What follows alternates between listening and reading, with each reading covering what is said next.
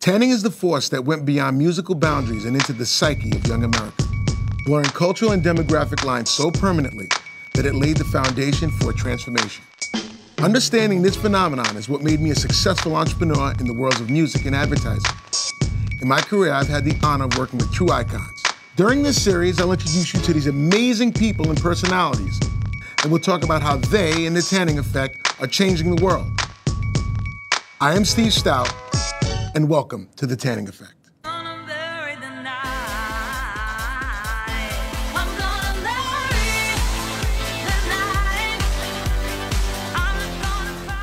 Today I sit down with the lady, the center of fashion and pop culture universe today, Miss Lady Gaga.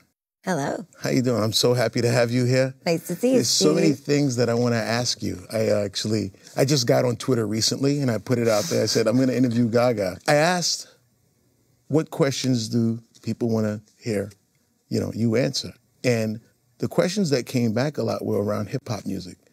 And it was like, first question is, was there anything when you're not writing songs or touring, what do you listen to? What's on your iPod? Well, I listen to a lot of heavy metal and a lot of old rock and roll and glam music. But actually recently I've been listening to the new Ye and Jay record, kind of on repeat. I love it. You like Watch the Throne? Well, not only do I love, obviously, the music and have always felt that Jay-Z and Kanye were ahead of their time. The video for Otis, it's just,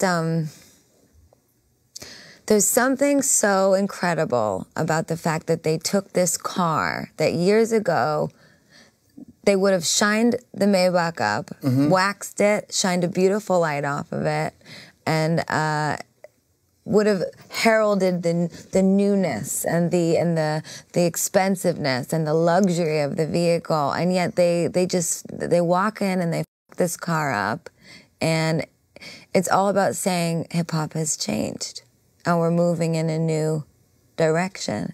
Has hip hop music at all affected any of your songwriting, your style? Of course. I mean, I think it was always the lifestyle of hip hop. The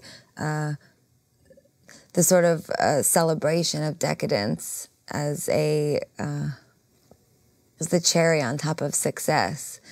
After you eat in the industry for so long, once you make it to the top, you bring all your friends with you and you celebrate. I mean, that was always my favorite thing about my favorite hip hop artist. And in fact, it influenced me so much that when I would be interviewed very early on in my career about my success, and I would be so confident about it and so forthright, people would say, oh, she's, female pop singer, she's from New York, she's 22, why is she talking like that? But I was raised listening to music and watching and idolizing these legendary people that had come from the streets or worked from the ground up. And I thought, well, if you really worked for it, which I did, you should emulate that sort of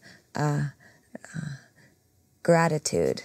So you've transcended many generations and demographics with your music. You've put your Little Monsters are 60 and 16-year-olds. You got gay and heterosexuals coming together, and black, white, and indifferent. Talk to me about, what did you do? How did you bring all of these different generations together and different people together and you just transcended lines that most artists can't? The most basic thing that I could say is just that there's nothing exclusive about what I do.